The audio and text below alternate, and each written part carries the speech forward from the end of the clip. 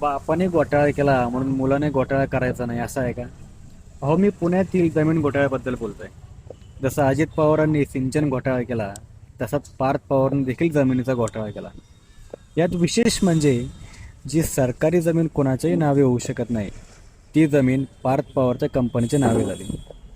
आता यात पार्थ पवार हे 99% कंपनीचे मालक आहेत आणि 1%चे मालक त्यांचे मामे भाऊ आहेत. परंतु जेव्हा सरकारने FIR दाखल केला, तो फक्त मामे भावाच्या नावेच झाला. आता फडणवीस साहेबांचा हा कुठला कायदा आहे माहीत नाही, पण ज्याचे नावे कंपनी त्याचे नावे FIR नाही. पण त्यातही महत्त्वाचं म्हणजे ज्या कंपनीचं व्हॅल्युएशन 1 लाखाचं आहे, ती कंपनी 300 कोटीचा व्यवहार कशी करू शकते? आणि 300 कोटीच्या खरेदी खतामध्ये 21 कोटीची स्टॅम्प ड्युटी लगेचच माफ झाली, जे की साहजिकच आहे. मंत्र्यांच्या मुलांसाठी सरकार एवढं मेहरबानी तर करणारच. पण यावर तुम्हाला काय वाटतं?